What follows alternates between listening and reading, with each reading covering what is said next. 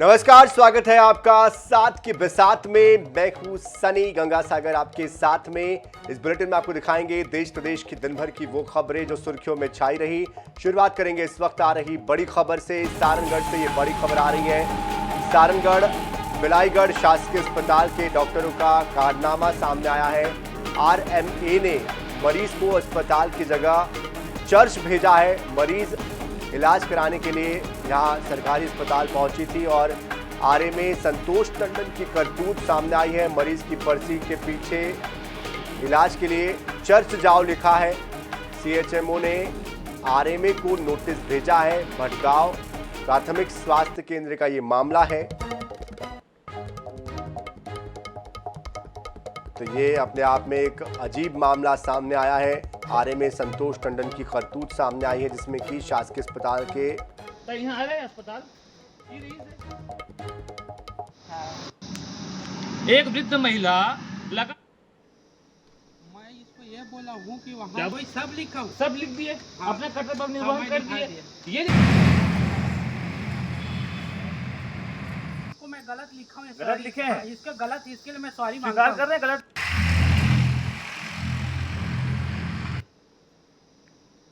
मैं इसको ये बोला हूँ कि वहाँ वही सब लिखा हूँ, सब लिख दिए। हाँ। अपना कर्तव्य निर्वहन मैं कर दिखा दिए। ये इसको मैं गलत। एक वृद्ध महिला लगातार 3 से 4 बार यहाँ पे इलाज के लिए आ रही है और यहाँ पे पदस्थ व्यक्ति ये लिख के दे रहे हैं भटगांव चर्च रविवार। ये कहाँ तक उचित है भाई? तो यहाँ आ रहे अस्पताल ई रही से ई लिख के दे। एक वृद्ध महिला लगातार 3 से 4 बार यहाँ पे इलाज के लिए आ रही है और यहाँ पे पदस्थ व्यक्ति ये लिख के दे रहे हैं भटगांव चर्च रविवार। ये कहाँ तक उचित है भाई? तो यहाँ आ रहे अस्पताल ई रही से ई लिख के दे। एक वृद्ध मानता हूँ इसको मैं गलत लिखा हूँ, गलत लिखे हैं। इसका गलत, इसके लिए मैं सॉरी स्वीकार मांगता कर हूँ। रहे हैं गलत लिखे हैं। ये गलत लिखा हूँ, इसके लिए मैं गलत हूँ। मैं ऐसा नहीं लिखना था मेरे को। मैं आप इसके लिए- स्वास्थ्य विभाग के कर्मचारी हाँ। स्वास्थ्य विभाग का काम करिए, हाँ, न कि धर्मांतरण का।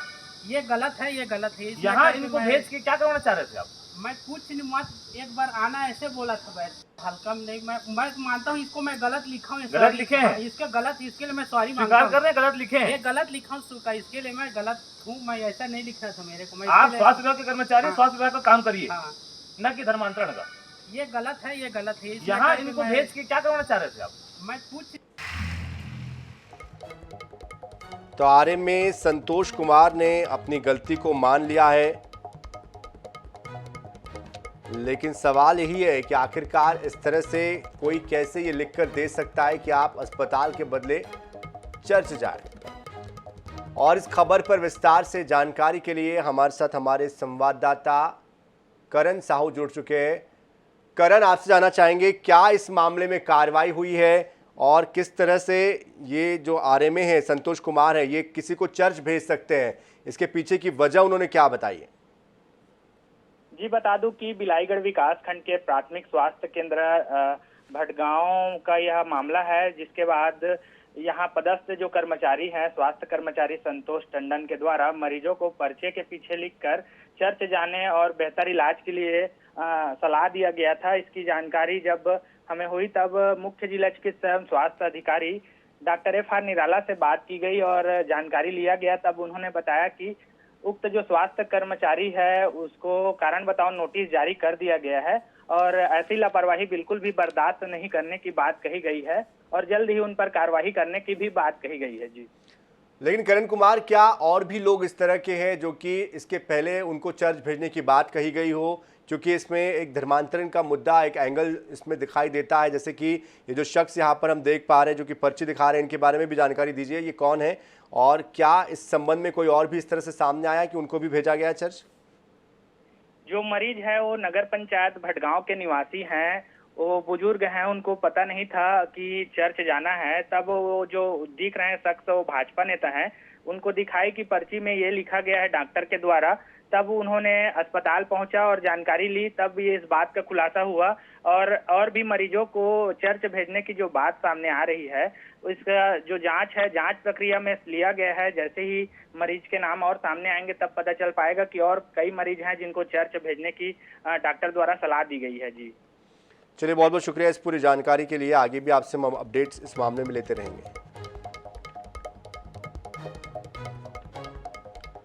बढ़ते आगे, छत्तीसगढ़ में भाजपा और कांग्रेस चुनाव के पहले खंदक की लड़ाई लड़ रही है।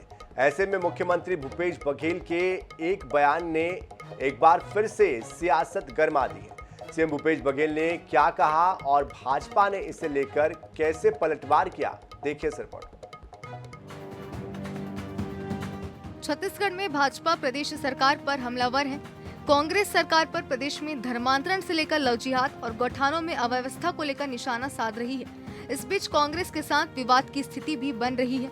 बीते दिनों आरंग के गोढ़ी गांव में भाजपा के नेता गौठान का निरीक्षण करने पहुंचे, जहां विवाद के हालात पैदा हो गए। मामले में जब सीएम भूपेश बघेल से मीडिया ने सवाल किया तो उन्होंने कहा कि भाजपा के नेता लोगों को मिलिटेंट बनाने का काम कर रहे हैं। भाजपा के नेता हिंसा फैलाने की कोशिश कर रहे हैं। उन्हें सांप्रदायिकता और धर्मांतरण के अलावा कुछ नहीं आता। देखिए, ये मिलिटेंट बनाना चाहते हैं और हिंसा करना चाहते हैं। इसे बहुत आसान है। मान लो आप दो भाई हैं, दोनों झगड़ा करा दो तो एक तो मेरा समर्थक हो ही गया ना, तो 50% तो मेरा हो गया। ये थ्योरी में ये चल रहा है पूरे देश में। वो जहाँ मतलब उड़ीसा में कहो, छत्तीसगढ़ में कहो, कर्नाटक में कहो, हिजाब कांड लाए थे कर्नाटक में, तो वो लगातार एक कोशिश ये लोग यही कर रहे हैं कि जहाँ जाओ हिंसा फैलाओ। तो इसके अलावा इनको आता भी, मैं शुरू से बोल रहा हूँ ना, धर्मांतरण और सांप्रदायिकता, इसके अलावा इनको कुछ आता नहीं और यही कराएंगे। सीएम के बयान से भड़की भाजपा ने तीखा पलटवार किया है। भाजपा के प्रदेश अध्यक्ष अरुण साव ने कहा कि लड़ाने का काम तो कांग्रेस करती आई है। कांग्रेस अपनी तुष्टीकरण की राजनीति की वजह से लोगों को बांट कर रखती है। लड़ाने का काम तो जीवन भर तुष्टीकरण और लड़ाने का काम तो कांग्रेस पार्टी ने किया है। फूट डालो और राज करो। छत्तीसगढ़ में कांग्रेस भाजपा पहले ही आमने सामने की लड़ाई लड़ रहे हैं। ऐसे में सीएम के मिलिटेंट वाले बयान से सियासी पारा हाई है, तो वहीं भाजपा को आक्रामक होने का मौका भी मिल गया है। रायपुर से INS 24/7 के लिए गौरव शर्मा की रिपोर्ट।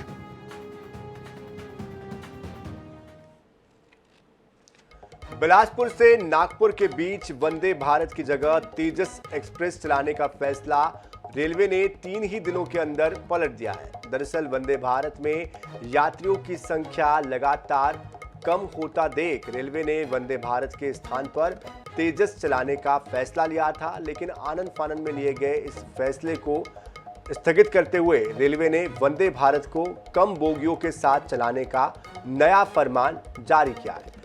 आखिर रेलवे को क्यों करने पड़ रहे हैं ऐसे फैसले और क्या है रेलवे की उलझन, समझिए इस रिपोर्ट।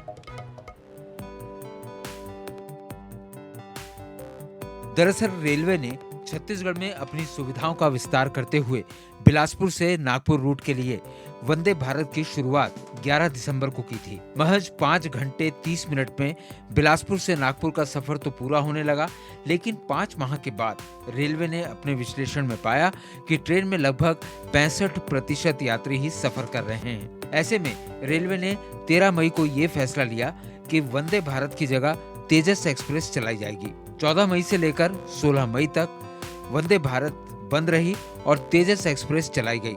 बावजूद इसके तेजस एक्सप्रेस में भी यात्रियों की संख्या कम ही रही। आखिरकार रेलवे ने फिर से वंदे भारत चलाने का फैसला किया है। वंदे भारत एक्सप्रेस और तेजस एक्सप्रेस के बीच क्या है अंतर? बिलासपुर से नागपुर तक की दूरी वंदे भारत एक्सप्रेस 5 घंटे 30 मिनट में पूरी करती है, वहीं तेजस एक्सप्रेस करीब 5 घंटे 45 मिनट में पूरी करती है। वंदे भारत एक्सप्रेस में बिलासपुर से नागपुर का एग्जीक्यूटिव किराया लगभग 2045 रुपए और चेयर कार का 1075 रुपए है। वहीं तेजस एक्सप्रेस का एग्जीक्यूटिव किराया 835 और चेयर कार का किराया 410 रुपए है। रेलवे ने वंदे भारत में क्या बदलाव किए? अब 8 बोगियों के साथ चलेगी वंदे भारत एक्सप्रेस। पहले होती थी 16 बोगियां। नए रैक में 1 एग्जीक्यूटिव क्लास और 7 चेयर कार रहेंगी। प्रदेश भर में एकमात्र चल रही वंदे भारत को बंद करने का फैसला एक बार फिर रेलवे ने बदल लिया है। यात्रियों की कमी के चलते अब वंदे भारत को नए तरीके से चलाया जाएगा। 16 बोगियों वाली वंदे भारत को अब 8 बोगियों के साथ चलाया जाना है।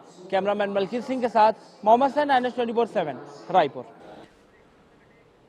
तो वंदे भारत दरअसल केंद्र सरकार का एक बड़ा प्रोजेक्ट है और जाहिर तौर पर प्रदेश में कांग्रेस की सरकार है। ऐसे में चाहेंगे नहीं, केंद्र सरकार ये बिल्कुल नहीं चाहती है कि इस तरह से वंदे भारत असफल साबित हो, तो इसको लेकर भी कहीं ना कहीं एक राजनीतिक दृष्टिकोण से देखा जाए। मध्य प्रदेश के मुख्यमंत्री शिवराज सिंह चौहान की सरकार समाज के हर वर्ग के लिए जन कल्याण की योजनाएं चला रही है और जिनके जरिए लोगों के जीवन स्तर में सुधार हो रहा है।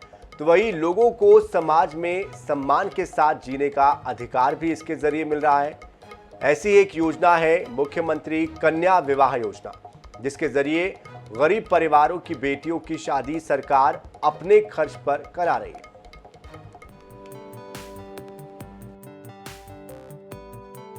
प्रदेश के बच्चों के मामा मुख्यमंत्री शिवराज सिंह चौहान अपने भांजे भांजियों के लिए कुछ भी करने को तैयार रहते हैं। इसी को ध्यान में रखकर उनकी जनहितैषी सरकार मुख्यमंत्री कन्यादान योजना चला रही है। हम सभी जानते हैं कि समाज में बहुत से ऐसे लोग हैं जो आर्थिक रूप से कमजोर होने के कारण अपनी बेटी की शादी नहीं कर पाते। इस समस्या पर ध्यान देते हुए मध्य प्रदेश के यशस्वी मुख्यमंत्री शिवराज सिंह चौहान ने मुख्यमंत्री कन्या विवाह योजना शुरू की है। इस योजना के अंतर्गत गरीब परिवार की बेटियां और विधवा महिलाओं की शादी के लिए पहले 51,000 रुपये की आर्थिक सहायता प्रदान की जाती थी, जिसे अब बढ़ाकर 56,000 रुपये कर दिया गया है। पहले इस योजना के तहत सामान दिया जाता था, लेकिन अब कन्या विवाह योजना के तहत बेटी को सामान नहीं, उसके हाथ में चेक दिया जा रहा है। इन पैसों से लाडली बेटी जो चाहे सामान खरीद सकती है।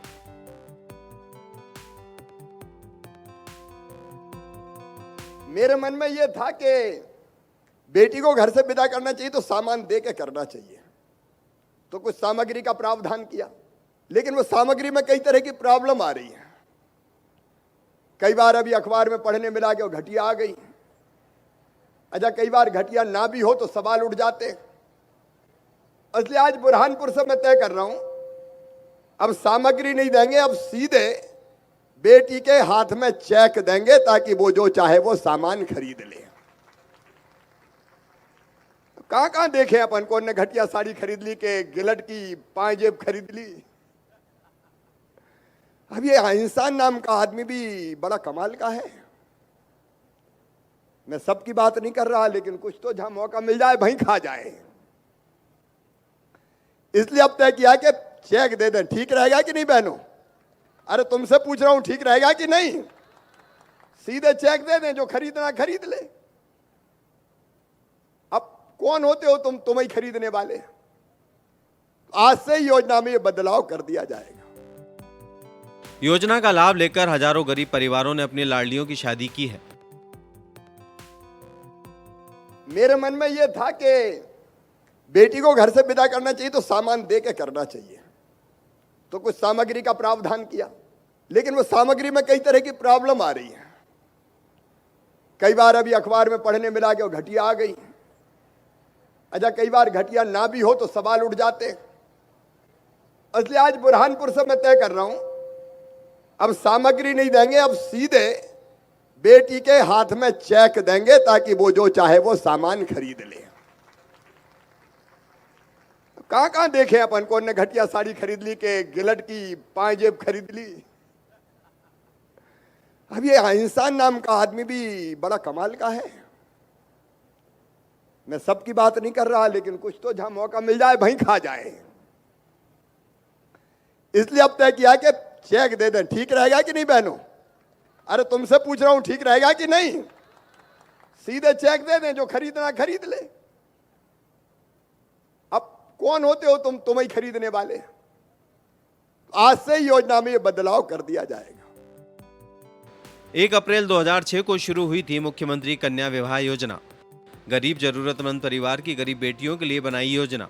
विधवा और तलाकशुदा महिलाओं को भी मिलता है लाभ। हितग्राहियों को मध्य प्रदेश का मूल निवासी होना अनिवार्य। लड़की की उम्र 18 साल और लड़के की उम्र 21 साल जरूरी। सामूहिक विवाह कार्यक्रम में ही मिलता है योजना का लाभ। योजना के तहत अब मिलता है 56,000 रुपए का चेक। शिवराज सरकार की इस योजना से कितनी लाडलियों के हाथों में सुहाग की मेहंदी लगी है, उनका घर बसा है, जिससे बेटियां उनके परिजन दोनों खुश हैं।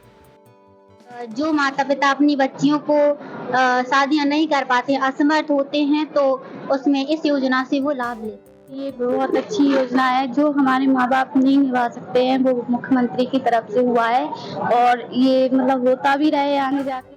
यही फॉर्म बताया था कि फॉर्म भर दो, फॉर्म भरा, उसमें हमारा नंबर आया तो हमने बच्ची की शादी की उसी सम्मेलन से। और जो सुविधा दी है गवर्नमेंट ने वो हमको मिली है, मतलब 51,000 रुपये की सहायता बोल रहे थे, वो मिली है।